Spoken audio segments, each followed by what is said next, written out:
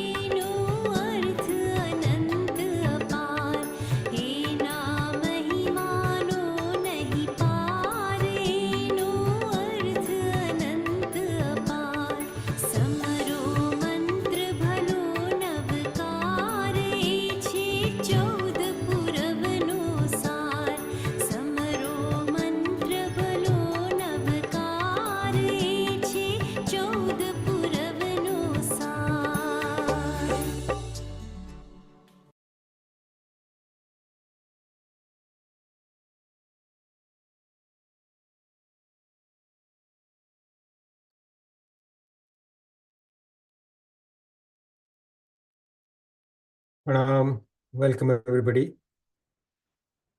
We start with a new course today. I'm hoping that this will be very interesting for all of you. This is a topic that we have not covered in the previous classes. We'll go into some depth about some aspects. However, I'm intending that this course will probably just last for about maybe 6 to 8 weeks at the most. So that was my discussion with Ajitbhai, that we will try and finish it in early New Year. The choice of the topic I will explain as we go along, and today's class will be an introduction. And I'm hoping that you will have some questions and will be interactive. So please feel free to switch your videos on. And I'm happy for you to interrupt in between and ask questions if you want to. And we may cover those during the session, or we may do it at the end of the session. So let's start with the prayers first. Namo Orientanam, Namo Sattanam, Namo Ayaryanam, Namo Utsayanam, Namo Lui Sabbasahunam, Eso Panchanamukaro Sabba Pava Panasano, Manglanancha Sabvesim Padmam Havai Bangalam. Namo Orientanam, Namo Sattanam, Namo Ayaryanam, Namo Utsayanam, Namo Lui Sabbasahunam, Eso Panchanamukaro Sabba Pava Panasano, Manglanancha Sabvesim Padmam Havai Mangalam. Namo Arihantanam, Namo Sittanam, Namo Ayaryanam, Namo Utsayanam, Namo Loye Sabbasahunam, Eso Panchanamukaro Sabbapavapanasano, Manglanancha Sabbesim Padmam Havai Mangalam. Veera Sarvasura Surendra Mahito Virambhuda Sansrita Virena Bhiyata Swakarma Nichayo Viraya Nityam Namah. Veeratirthamidam prabhutamatulam veerashighoram tapo veere Sri Druti Kirtikanti Nichaya Sri Veerabhadram Visa Kamuthe Dharanendra Cha Sochitam Karma Kurati Prabhusthalya Manovritti Parshanath Sri Estuha Anguthe Amrutavase Laptitana Bhandar Sri Guru Gautam Samarye Manavanchita Phadatar Mangalam Bhagwan वीरो Mangalam Gautama Prabhu Mangalam Stilipatratya Jain Dharmostu Mangalam. Now, just some background on the choice of this particular topic.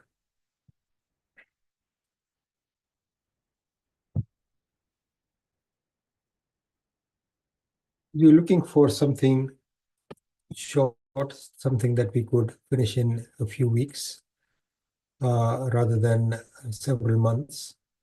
As we've done in the past, we have taken some very lengthy topics. And the aim this time was to cover something short and sharp and something that would be illustrated, but also quite interesting.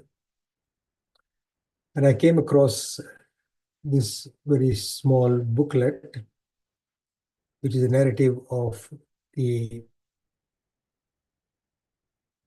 10 Shravaks, in Bhagwan Mahavir's Sangh. And the reference to these Shravaks is also there in the Kalp Sutra and in Bhagwan Mahavir's Jivan Charitra narrative in Trisasya Shalaka Purush Charitra. But the origin of the summary for this particular booklet was something that I was not aware of. And it was quite interesting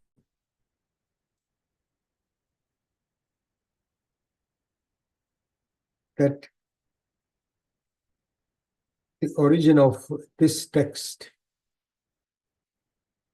which is called Uvasagadasa, comes from the seventh ang, that is the 12 angs that our Gardar Bhagwans created. And some parts of the seventh ang have survived. And just looking at the description of what was in the seventh ang itself, but what is now remaining with us, let me just explain this to you.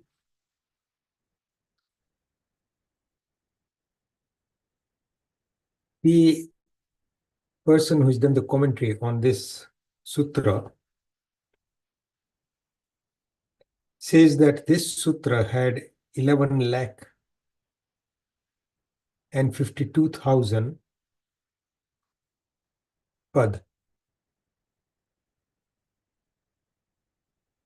And if we consider one shlok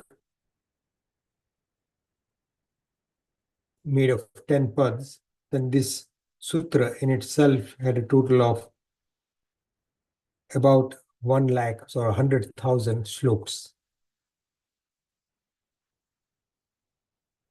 But for now, what we've got remaining with us, so this is the text that is available according to this particular narrative, is only about 812 shloks that are available.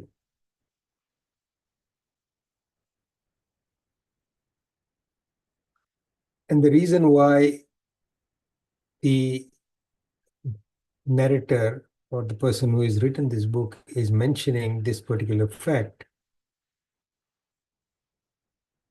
is that the description of the Shravak Dharma of Bhagwan Mahavir's Sangh is only related to the Shravaks, and there is no mention in the available text of Shravikas, though in Trishasya Shalaka Purush Charitra and others we have the descriptions of people like Sulsa Shravika and other great satis that we remember in the Paresha Sajai.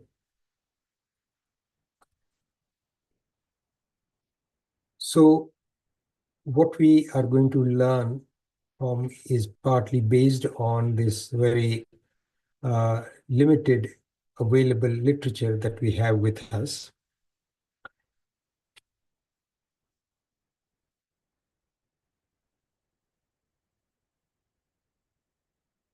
According to the Trishasya Shalaka Purush Charitra, M. Chandracharya has mentioned that the total number of Shravaks in Bhagwan Mahavir's Sangh were 169,000. And the total number of Shravikas was 318,000. Out of these Shravaks and Shravikas, so when the texts talk about Shravaks and Shravikas, my understanding is that these are people who have actually taken the vows of Shravak and Shravika and are living the life of a proper Shravak and Shravika. I mean, unlike most of us today, though we are Jains, most of us have not actually taken the vows of conduct and belief that are the standard metrics of what is called a Shravak. So there are different descriptions of who you call a Shravak as well. And from those terms, that anybody who listens to Dharma, Shravana kare, a Shravak. So those of us who are listening from that context would all be considered Shravaks. But here we are talking about a Vratdhari Shravaks, meaning Shravaks who have taken the vows and have followed them. So out of all these many Shravaks and Shravikas in Bhagwan Mahavir's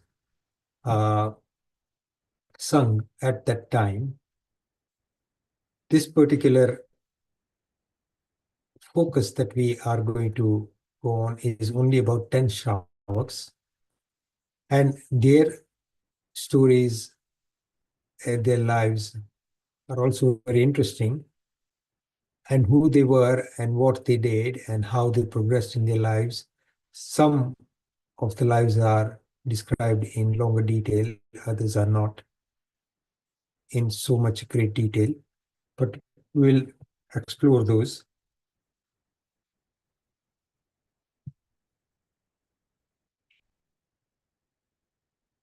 This particular ang,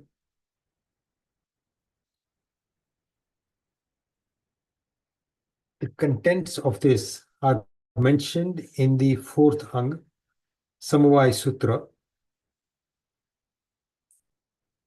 and also in the Nandi Sutra.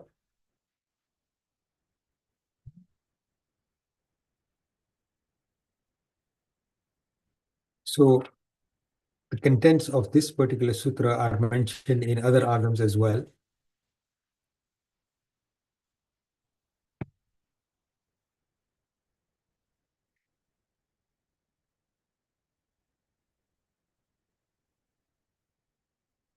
Quick introduction. Let me just bring up some of my slides, only a few, just as an outline.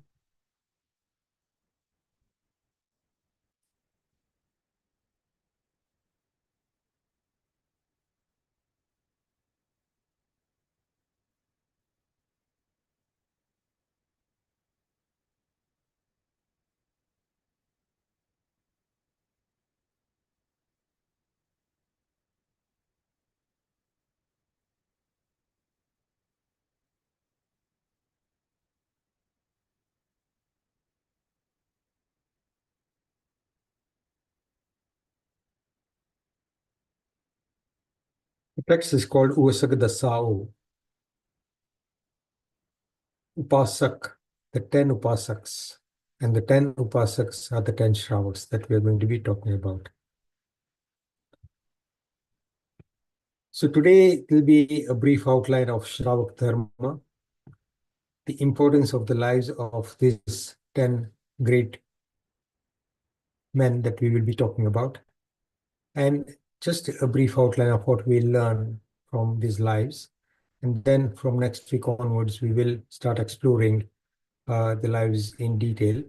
But I'll make a mention of the first narrative out of these 10, that is Anand Shravak.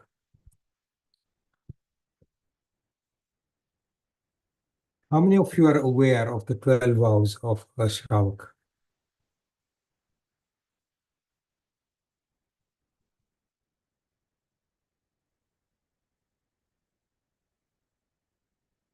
Anybody?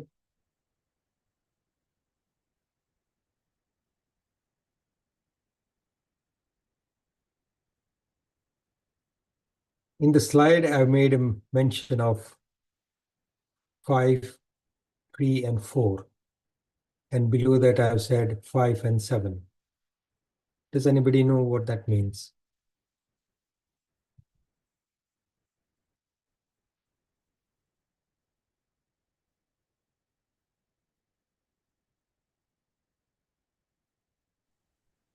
Is it, sorry, Yeah, go on. uh, is it 5 Samitis, 3 Guptas? No. No.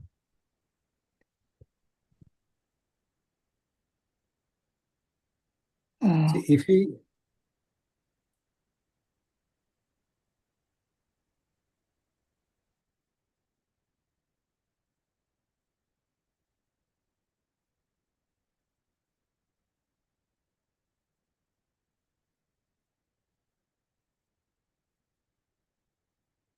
Shravak Dharma, the 12 vrats means promises. Vrats means you take a decision to follow certain thing, and you take a vow to follow that in a certain way, with the details of exactly what are the boundaries of what you are going to be doing and what you're not going to be doing. So that is what is called a vrat.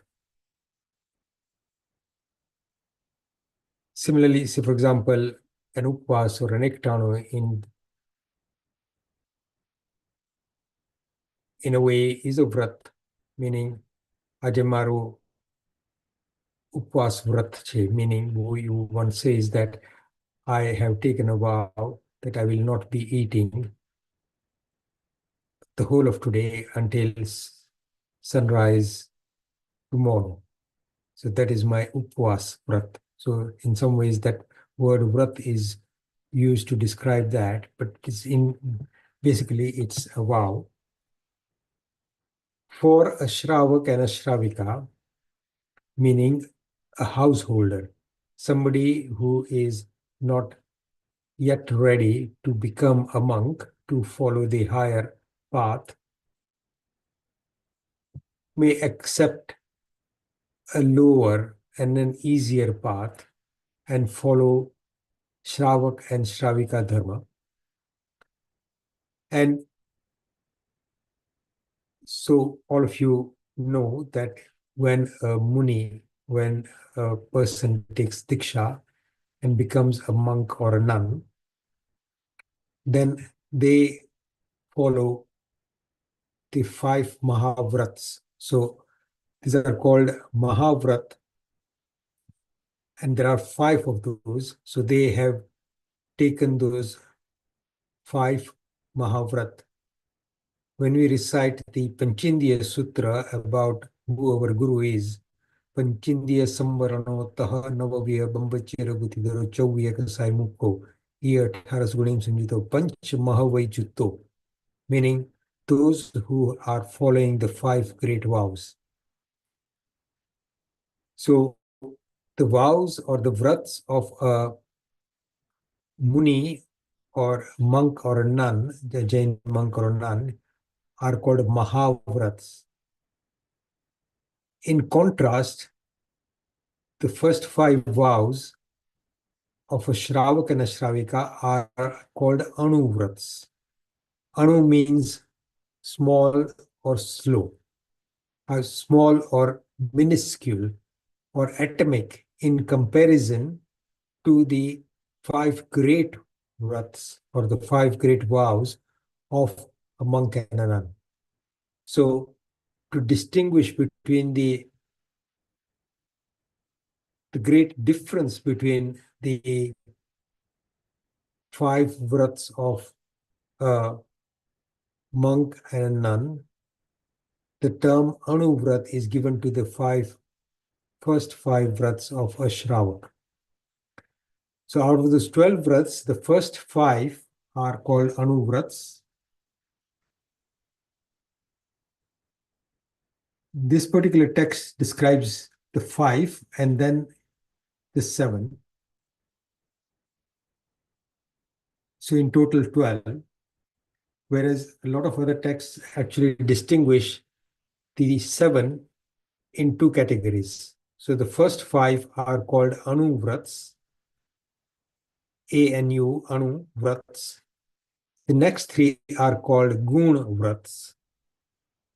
And the last 4 are called Sikshavrats. Where do you hear the term about this particular Anuvrats on an annual basis?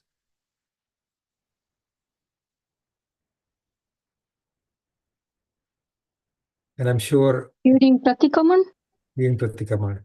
And where do you hear it? During the Pratikraman, in which particular sutras particularly? Is it Vanditu? Yes. And what is Papsthanak, Atar Papsthanak. not LR Papsthanak, but Vanditu definitely. And what else? Atichar. Atichar, exactly. So when a Shravak and a Shravika are performing Pratikraman, they're particularly referring to any lapses in the performance of these 12 vrats. So Vanditu Sutra in detail describes what are the possible faults that could have occurred during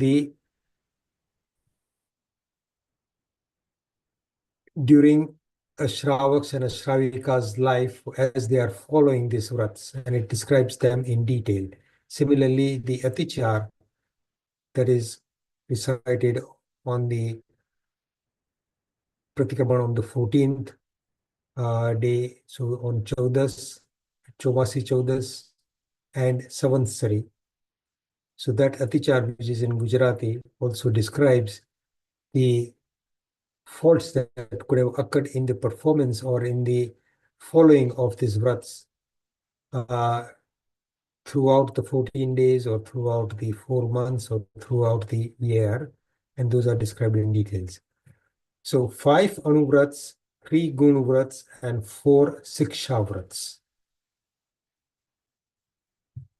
I'll briefly mention the name. Does anybody want to tell me what are the names of the 12 vrats? Anuvrats are Ahimsa, Satya, Aucharya, Brahmacharya, and Aparigraha. Okay. And Gunvrat is Dikvar, Bhoga, Upabhoga, Mhm. and Anarthadand. Mhm. And the Shikshavan, I'm just trying to think, Mhm. what was it? But I'm just trying to think of my Pratikaman. Yeah. It was So 4 siksha. Samaik. One Yes. was Samaik. Mhm. One was Porshad, but I can't remember the other two. So Desavagasik and Atithi Samipag. Ah, okay. Okay. Very good. But what we need to understand, you mentioned the 5 anuvrats with what is intended in general term about non-violence and saying the truth and not stealing and observing celibacy and being non-possessive. But in reality, for a Shravak and a Shravika, all these vows are limited. That's why they are anuvrats.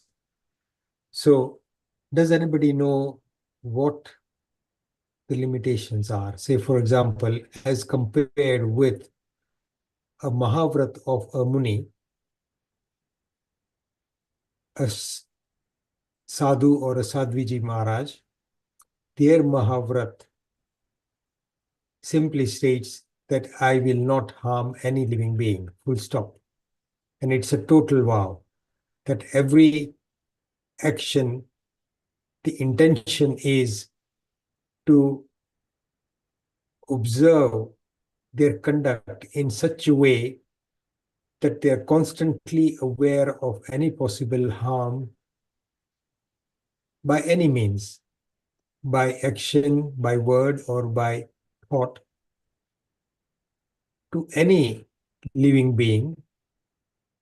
I mean, in reality, it is impossible to live because every time we breathe in and out, there is some harm that comes to the lives of that are present in the wind as a life form. On walking from one place to another in everything else that we do, there is some level of violence. But a Muni, a Sadhu, and Sadhviji Bhagwant are constantly aware of where there are possibilities and are constantly vigilant about minimizing the risk. So somebody mentioned 5 Samitis and 3 Guptis.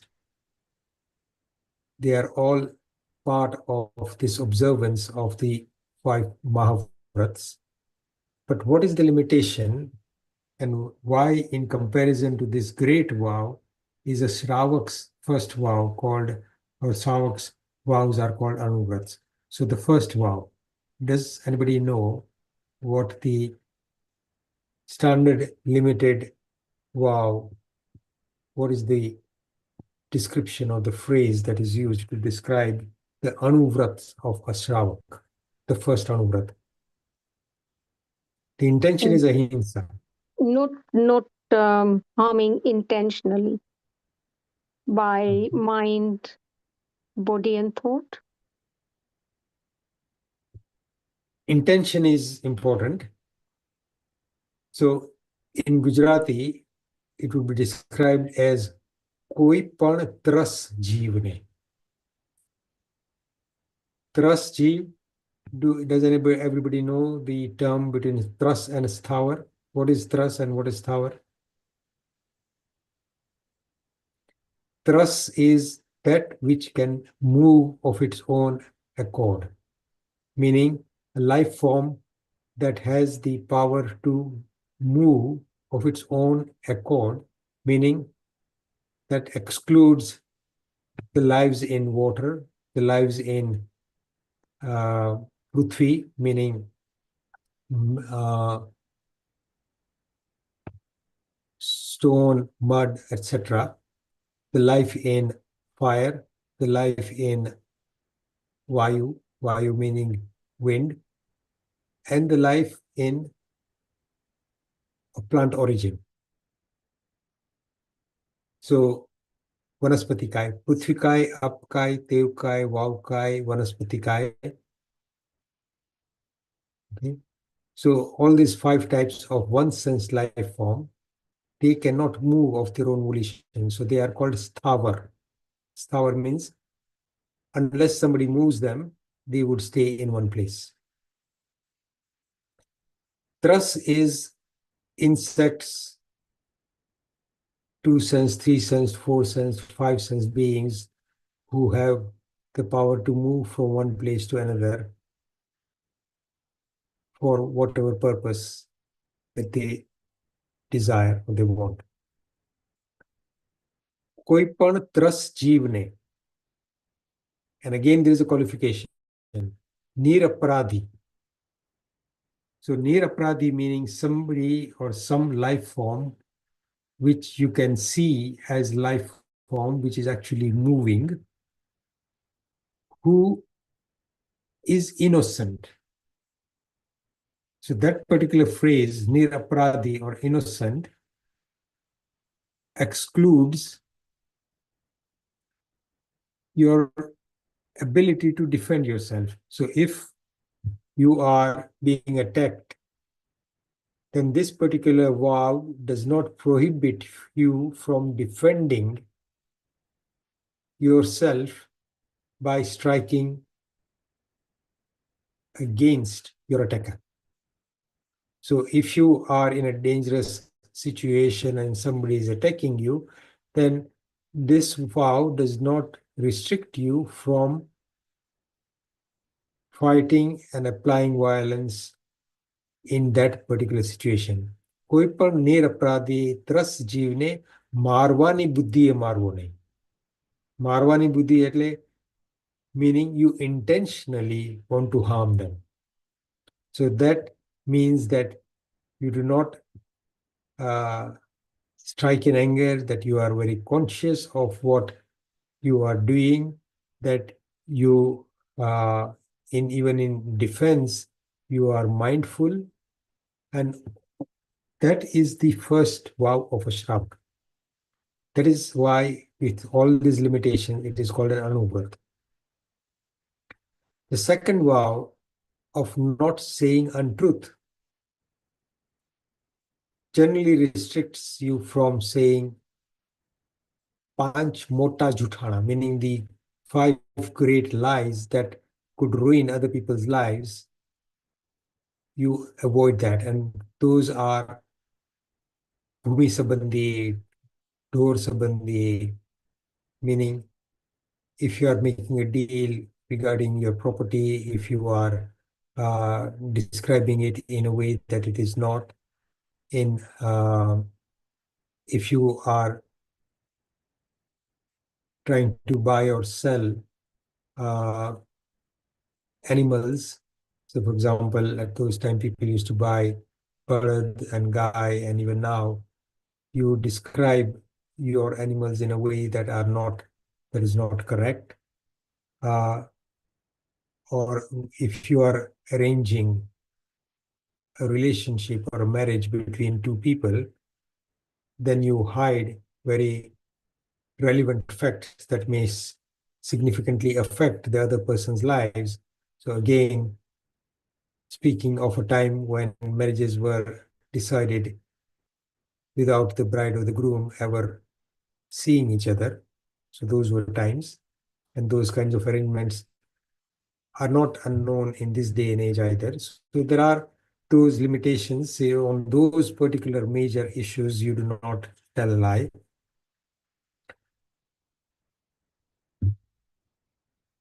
Then not stealing. Again, something that is considered normally as stealing, you avoid that, but we cannot practice it in the way that a monk and a nun would practice. So for example, if there is a pen, say we are sitting in an upashray, and while you are talking with Guru Bhagwan, you got your pen out and you're making notes. And Guru Bhagwan is trying to explain certain things to you, and you want him to write something down. He wouldn't pick up your pen without your permission. In our normal conversation, in our normal activity, we wouldn't think twice about doing that. With politeness, some of us may ask, but it wouldn't be considered to be a problem if we just picked it up and started using it. So those are some of the limitations of an anuvrat. We are not going into great detail to exactly how these vows are uttered, but in general terms, one may choose to become more strict with all these vows. But when the Guru Bhagwan gives us these vows, then one would be clear in describing exactly what the limitations are and what the freedoms are. So one needs to be clear about what the freedom is and what the limitations are.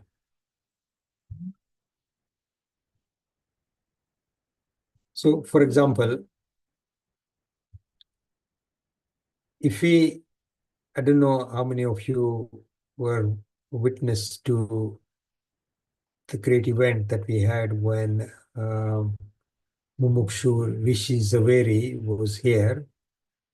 And that time, one of the things that was being sort of optioned was that anybody who takes a vow for a year to limit the number of items that they eat on a daily basis to 10, 7, 8, and ultimately one of our great leaders, Prafulaben, accepted a vow to limit the number of items that would be eaten to, I think, 1 or 2, something very minimal. So on a daily basis, what you would end up doing is mixing everything up that you have intended to eat that day and then eating it as one item. But those are some of the limitations. So exactly what the terms of those limitations are something that were being discussed and debated at that point. So again, with these vows, one would be mindful, and this is something that we will learn in the narratives that we will be listening to of these 10 Shravaks. Brahmacharya, meaning celibacy, for a Shravak and a Shravika. The description of this particular vrat or this particular limitation. So for a monk and a nun, they are completely celibate.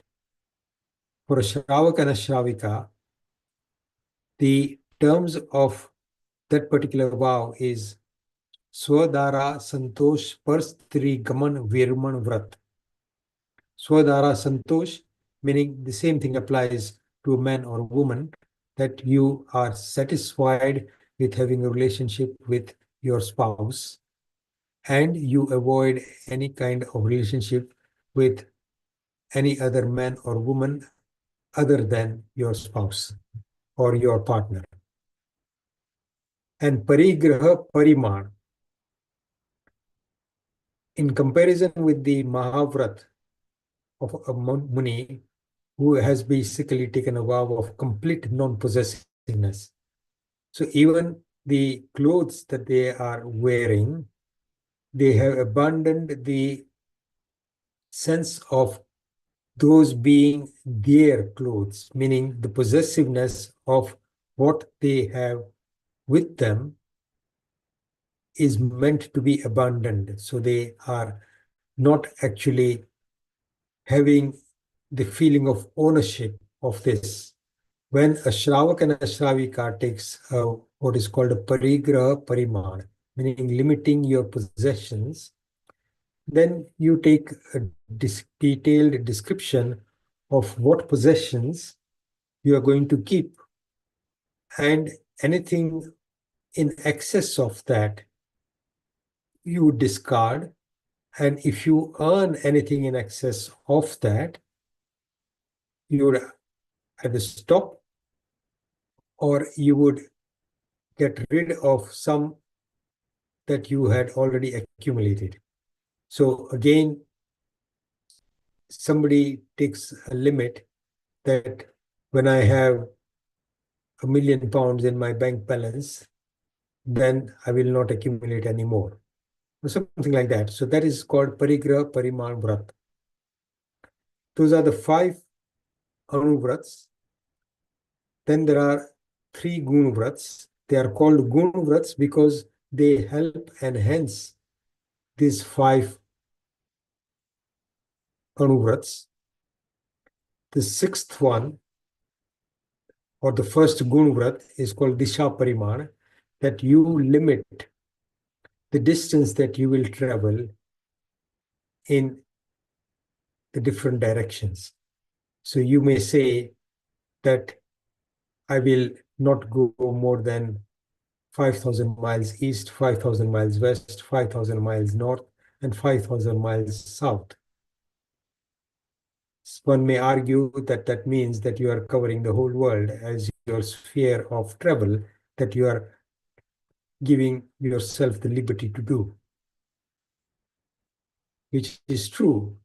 But then you are also limiting the fact that if space travel, meaning going up in the sky 10,000 miles or 5,000 miles, is possible, you will not take that kind of a trip. So you are making limitations there. Then the 7th vow, we will hear a lot of detailed description about that. It's called Bhogop Bhog Virman Vrat. Bhog and Upbhog, meaning you decide what are the things that you will use on a daily basis, what you will eat, what you will wear. And there are detailed descriptions of what you might want to do in the narratives that we will, where one might want to do. One takes a detailed vow as to these are the limitations that I agree for myself. And you then remember what you have actually decided and agreed. Then the 8th vow is Anartha Dand Virman Vrat, meaning anything that you do that has no real benefit but has got significant harm, that is called Anartha Dand.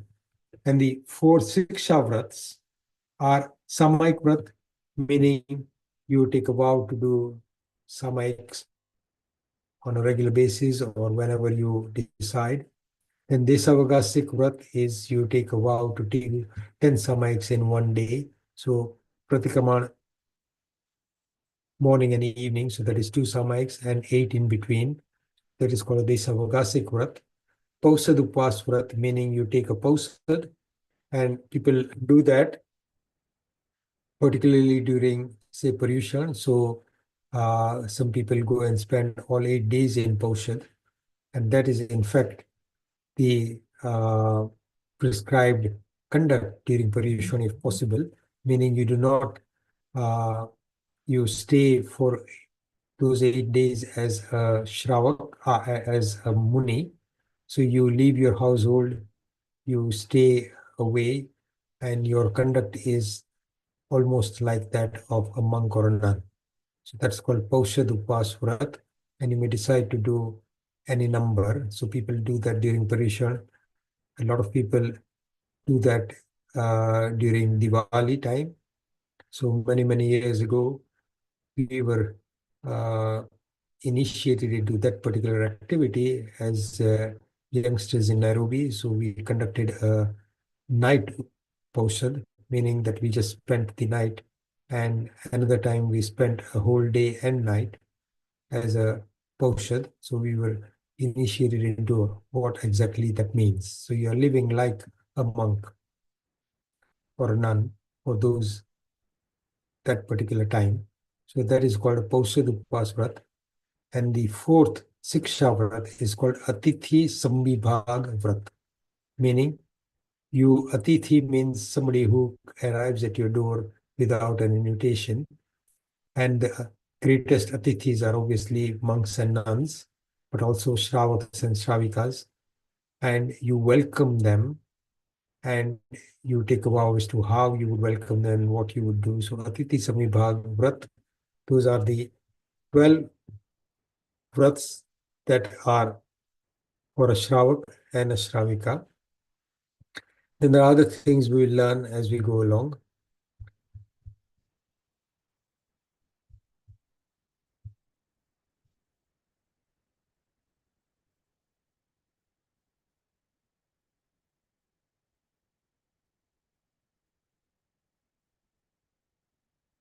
Now I'll stop sharing and will briefly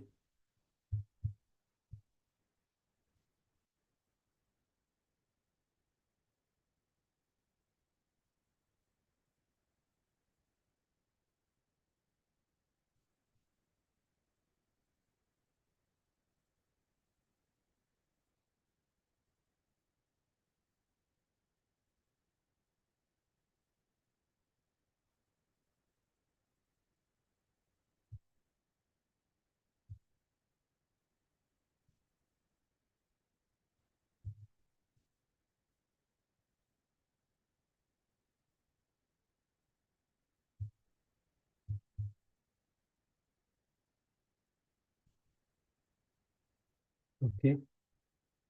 Can you still see the slides? No, No. Ajitbhai, you're not sharing your screen. Okay. All right. So this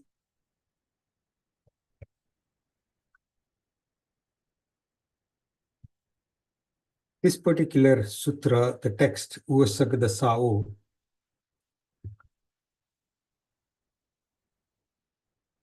and its commentary starts with this description. And exactly how the narrative begins is thus in this way. The capital city of Ang was the country, was called Champa Nagari, and the king of that particular city was Konik, who many of you may remember was the son of Shranik Maharaja. So Konik was ruling in Champanagari. At that time, Arya Sudharma Swami, who was the Bhagwan Mahavir's Ganadhar, comes to Champanagari with Jambu Kumar. So Jambu Kumar was one of his chief disciples, and 500 other disciples. As they were moving from one town to another, they come to the boundary of Champanagari, and they come and stay at a place called Purnabhadra Chaitya, which was on the Isan Khuna. I think Isan means probably northeast. I'm not sure.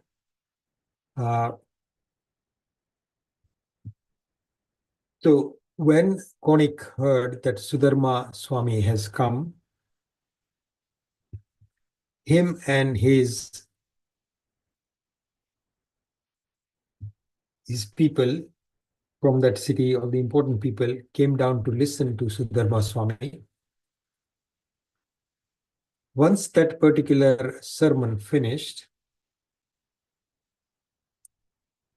then at the end of that sermon, Jambu Kumar, who was the chief disciple of Sudharma Swami, and a lot of you may remember that Jambu Kumar was the last Kevali, that after Jambu Kumar achieved Keval Gnan and went to Moksha, the road to Moksha from this particular kshetra, that is this Bharat kshetra, is no longer possible because we have entered the fifth ara and the road to Moksha is for the time being closed to us from here.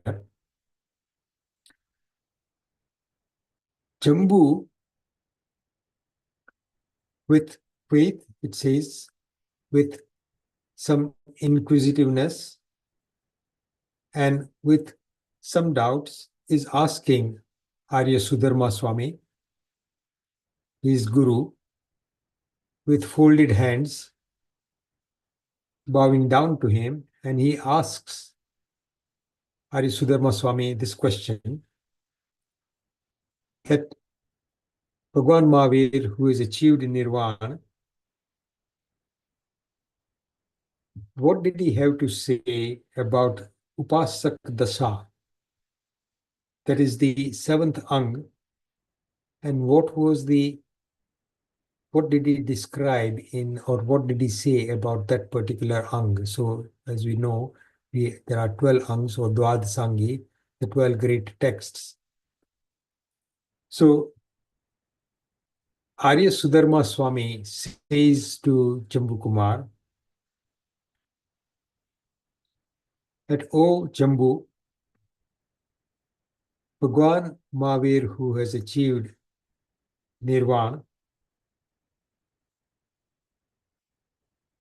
mentioned that there are 10 chapters of Upasak Dasa or Upasak Uasagadasa or Upasak Dasa. Upasak is somebody who is following a certain path. In the seventh Ang,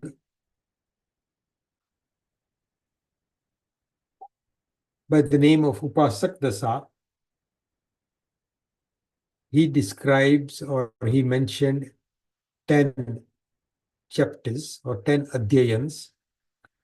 And these 10 adhyayans are called Anand, Kamdev, Guruhapati Chulani Pita, Suradev, Chul Satak, Guruhapati, Gurupati Kundukolik, Sadal Putra, Mahasatak, Nandini Pita, and Sali Pita. These are the 10 Mahashravaks that we are going to be talking about. Then Jambu Kumar asks again, what is the detail or the meaning in detail about the first chapter? That is, Anand. Tell me more about Anand. What does that chapter say? So then Sudharma Swami explains the contents of that particular chapter, and this is all about one particular Shravak called Anand Shravak. I'll just introduce something about that and we'll carry on with the narrative about Anand Shravak next week. That in Vanijyagram,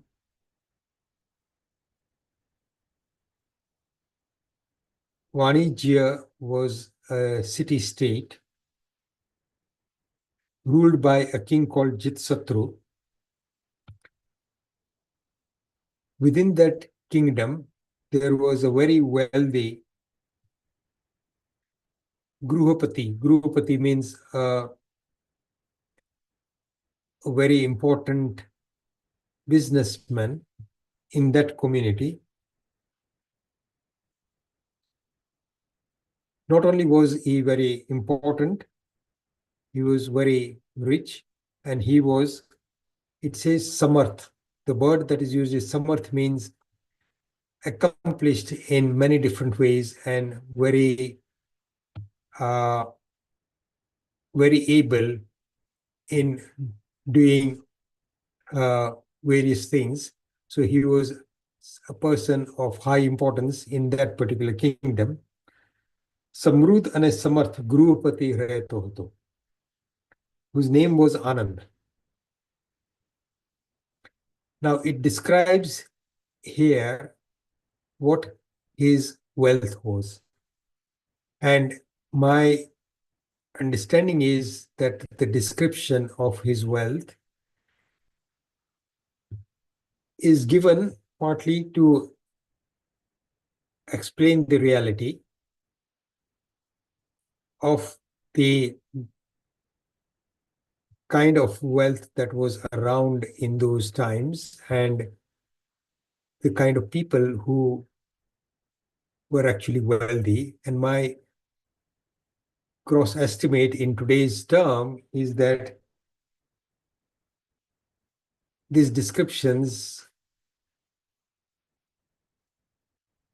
probably surpass many of the wealthiest people that we can think about currently. So it says that Anand had 4 Hiranya Koti Nidhanma. I'm not absolutely sure what this term means, and I'm not being able to get a full description from other texts. But Hiranya Koti means a vast sum, Koti means crore, Nidhanma, meaning he had a huge amount of currency, whatever the currency was there. And at that time, the valid currency was gold. Nidhanma meaning something that was in form of deposits or actual stored wealth. 4 Hiranyakoti Vyaje, meaning he had about an equivalent amount which was circulating on interest among the people who needed it. So in effect, he had personal wealth, and in fact, he was a banker who had a huge amount of money to lend out to people and had that much amount circulating. And he also used a similar amount of money in running his household. So one can imagine how great his wealth was. So if somebody is spending as much money that he has in the bank to run his household for his expenses or his vast family, then that is what is being described here. Char vyaje and char gharna vapar mahati. In addition, his wealth consisted of 4 vraj of gai, meaning cows. Each vraj had 10,000 cows. That means he had basically a dairy producing cows. According to this, about 40,000 such head of cattle, and it's only describing cows. So in addition, there would be bulls, and all these would be extremely well looked after, well cared for. So he must have had a huge amount of personnel to manage all this interest. His status in the community is described as this Grupati was an advisor to many other merchants in the town, in the city. He was an elder person in the community and people came to him for advice. He was also somebody that a lot of people relied on in times of difficulties, in times of, and so he was a great community leader as well. And he was somebody who, the term that is used here, ane sarva karyone vadhar narhato, what I understand from there was that he was always thinking of expansion, of improving things around him, of helping people, and his ambition was probably very widespread, and his level of ability to actually improve the surrounding and help people was probably massive. And he had a wife called Shivananda. That is an introduction to Anand Shravak. And it also says that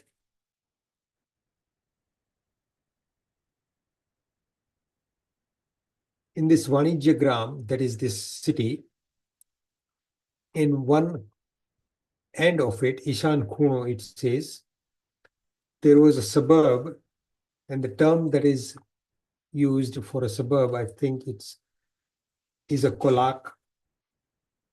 Ishan Kunama kolak name Sannivesato. So there was a suburb called Kolak. And in this suburb, all Anand's friends, his relationships, so people from his community and other community people. And it mentions here that all of them were fairly wealthy as well. એ બધા પણ સમૃદ્ધ અને સંપન્ન હતા. So the story starts that once Shravan Bhagwan Mahavir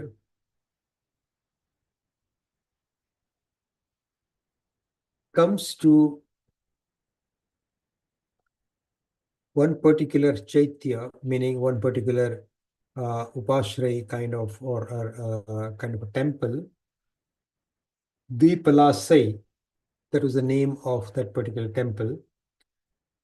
Outside this particular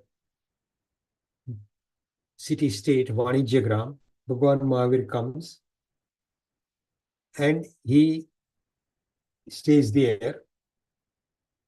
And this was when Bhagwan Mahavir had achieved Kevalgnana and he was moving from one place to another. And the king Jitsatru, who was the king of this particular city-state, and the other people go to listen to Bhagwan Mahavir's Deshna. Anand also hears about the fact that Bhagwan Mahavir has come, and he also became anxious and enthusiastic about going and listening to Bhagwan Mahavir. And it briefly describes, and we'll end this here now. Bhagwan પાસે જે તેમનું પ્રવચન સાંભળી આનંદ હસ્ત તુષ્ટ અને પ્રસન્ન થયો. So listening to Bhagwan Mahavir, Anand was very pleased. He was very enthusiastic. And then he asks Bhagwan Mahavir a question. And the narrative moves forward as to what happens at that time and what he does. And we'll start with that particular aspect of Anand Shravak's life and finish that next week. I will end here now, but if there are any questions, we'll address them. You can switch your videos on.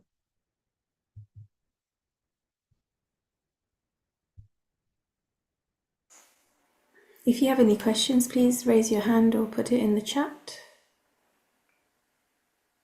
Or you can unmute yourself and ask Ajitbhai directly.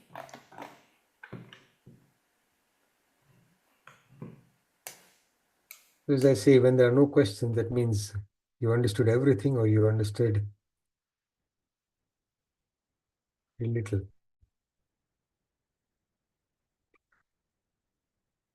I would think that you understood everything, but unless you heard this all before. Was the name Anand Shravak familiar to many of you? No, not heard of that before. No. Okay. Anybody? Yes, Jai Jinendra, Ajitbhai. Yes, we have heard of it.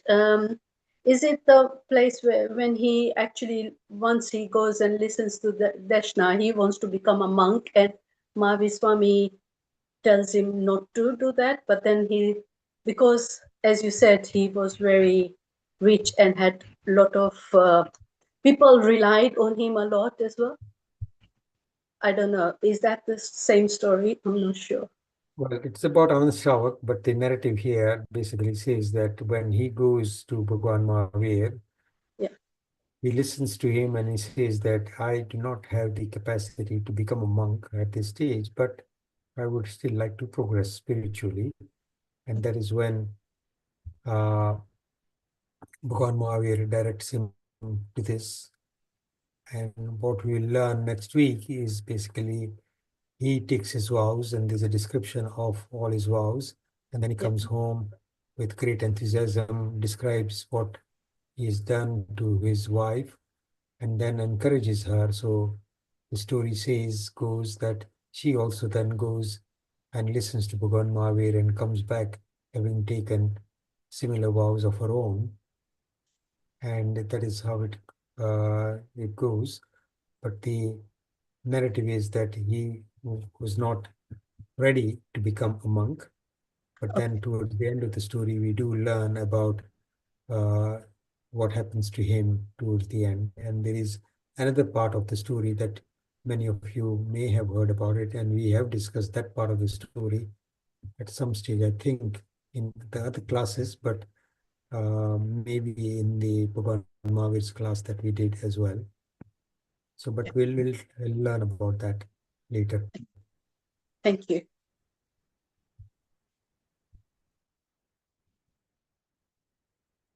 Any questions about the 12 vows? How many of you know Vanditu or know, see, the 27th Sutra? Ichhami thami kausakam jome devsyo yarako kayo vayo manasyu sutu maga kapo akkan jaduzza urichi dona yaro ani chawsa pago nane dansne charita charite suye samay dinam tinam chaunam kasayanam panchanam manuyanam tinam gunuyanam chaunam sikhavayanam. So that sutra also talks about the 12 vows. Panchana manuvayanam, tinam gunuvayanam, chaunam sikhavayanam. And that is also a Pratikramana Sutra. So the 12 vows are described in detail, and the atichar of those are described in detail in the Pratikramana Sutras, Vanditu, Atichar.